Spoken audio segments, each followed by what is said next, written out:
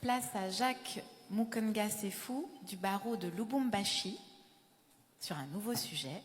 La neutralité est-elle une forme de lâcheté par la positive?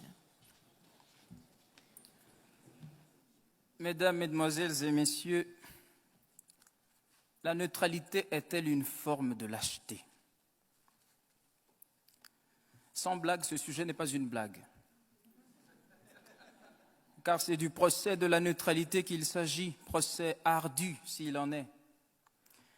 Aussi, il me semble que cette audience eût dû se tenir ailleurs, plutôt qu'à Lausanne, ici, sur le territoire suisse. Cette Suisse altière qui aura fait de sa neutralité bicentenaire une religion d'État. Il y aurait tout lieu d'ordonner le renvoi de juridiction pour cause de sûreté publique.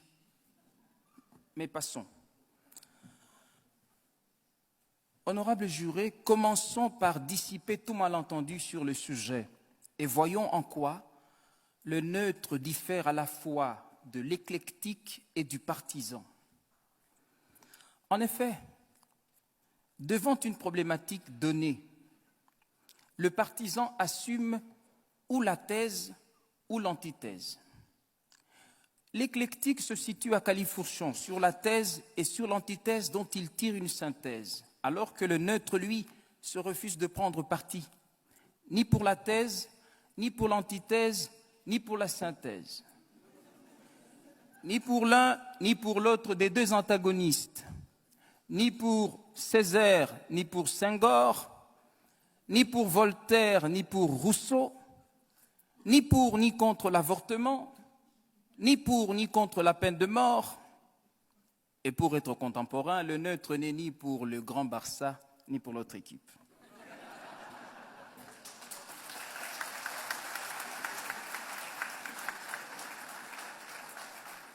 Je sais, oui, je sais. On nous a vanté 1000 vertus de la neutralité. On a répandu que la neutralité serait la sagesse de la prudence ou la prudence de la sagesse, que la neutralité préserverait de la vengeance, de l'affrontement, qu'elle garantirait la paix républicaine. On a même soutenu que la neutralité serait gage de crédibilité. Mais non, ce n'est là qu'une péroraison tonitruante. À dire vrai, Dieu sait que toute neutralité cache une lâcheté qui a honte à s'avouer. La neutralité, c'est de la lâcheté. Est-il besoin de le prouver?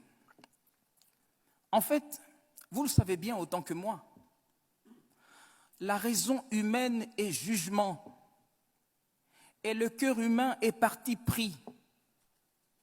Il en résulte qu'aussitôt qu'éclairé par les données d'un débat ou d'un conflit humain, on ne peut pas ne pas prendre parti. La neutralité donc, si tant est qu'il soit possible d'être neutre, la neutralité, dis-je, n'est qu'une posture d'imposteur, adoptée pour le besoin de la cause ou pour la cause du besoin. Un leurre, une ruse. Et Pierre Billon a eu tant raison d'affirmer que la neutralité est une chose qu'on trouve dans les discours, pas dans le cœur des gens. Dès lors, si s'interdire de clamer tout haut ses convictions par peur d'en subir les conséquences n'est pas de la lâcheté, si s'interdire l'action par crainte de représailles n'est pas de la lâcheté, si, mais enfin, voir l'injustice et passer son chemin n'est pas de la lâcheté, admettez néanmoins que cela y ressemble beaucoup. Non, jamais, jamais. La neutralité n'est pas une vertu. Des individus aux États, elle reste une veulerie. Et quoi? Un ami qui a fait vœu de ne jamais prendre parti pour personne. Non, merci. Et en quoi serait-il donc mon ami, lui qui ne porterait pas sa part de mon malheur? Que la neutralité nous préserve du chaos de l'affrontement. Oui, j'entends bien. Autant heureusement qu'elle permette à l'injustice de prospérer. Voir la Shoah, l'apartheid, la ségrégation raciale, la xénophobie, l'esclavage sexuel, des avocats emprisonnés, Des millions de morts et des viols à l'est du Congo, mon pays, la République très très démocratique du Congo.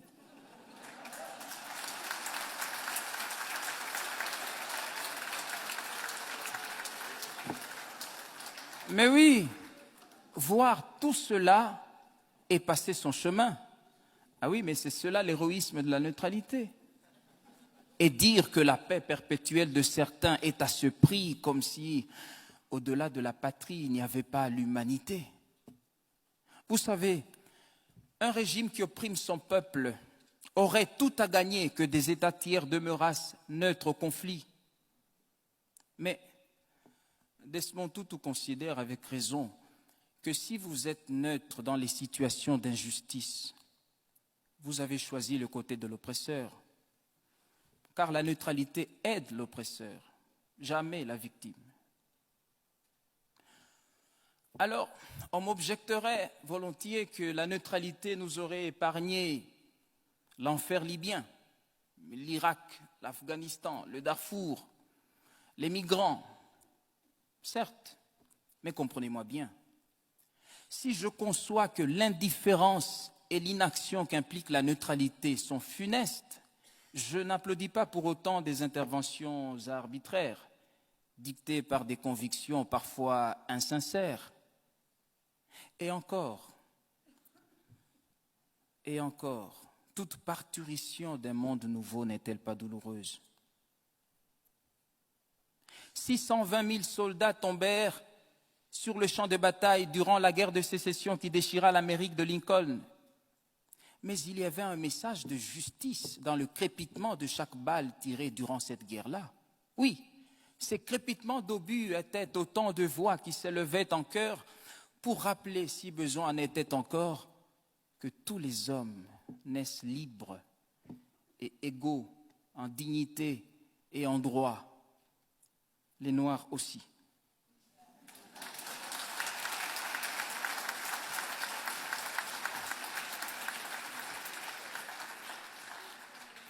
La neutralité, c'est un leurre. Tenez, le géant d'Asie a promis d'être de toute neutralité, sapristi. Une aubaine pour les roitelets du Gondwana qui jubilent et rendent grâce aux descendants de Mao d'avoir des droits de l'homme une vision aussi grande que leur taille.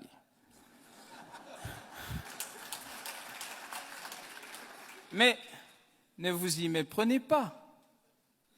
Pékin se tait parce que Mao est à table, la table de Mendeleïev. Et en Afrique, lui dit-on, il est impoli de parler quand on mange et mal poli de jaser la bouche pleine. La neutralité a engendré la langue de bois, ce patois des politiques et des technocrates irrésolus, des lâches qui effraient l'opinion publique. Ils disent aux uns, vous avez raison, et aux autres, vous n'avez pas tort.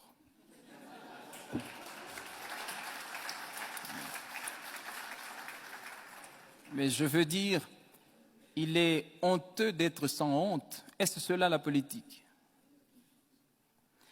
Voilà, mesdames et messieurs, il ne me reste plus rien à prouver. Oh, que si. Vous rappelez que Dieu même a en horreur la neutralité.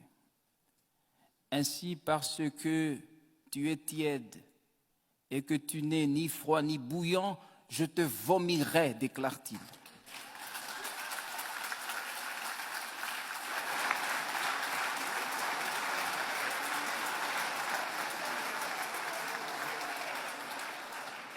Voilà, mesdames et messieurs, la preuve est faite. Maintenant, laissez-moi vous dire que j'ai un rêve. Moi aussi, bien sûr, n'ayant pas le monopole du sommeil, Martin Luther King ne peut avoir celui du rêve. J'ai fait un rêve, et mon rêve le voici.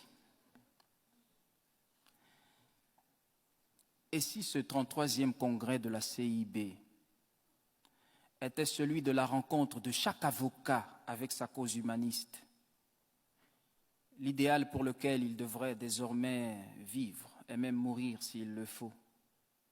Et quittez la tranquillité de votre neutralité. Pour les avocats dignes de la robe qu'ils portent, disait Jacques Isorni, il n'y a que le grand combat, avec tous ses dangers et tous ses risques. Car un avocat sans histoire n'est pas un avocat. C'est tout au plus un fonctionnaire de la justice qui fait ses heures de justice et les vend le mieux qu'il peut.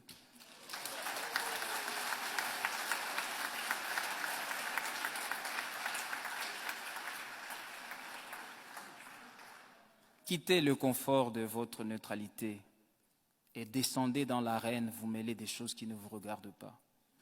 L'humanité vous en saura bien gré. Comme Zola pour Dreyfus, accusé.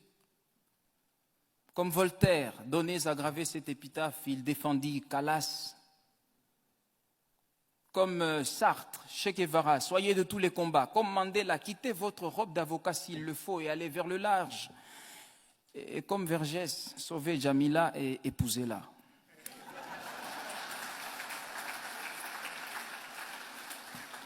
Indignez-vous, engagez-vous, car celui qui n'est pas dégoûté par ce qui est dégoûtant est encore plus dégoûtant que ceux qui ne le dégoûtent pas.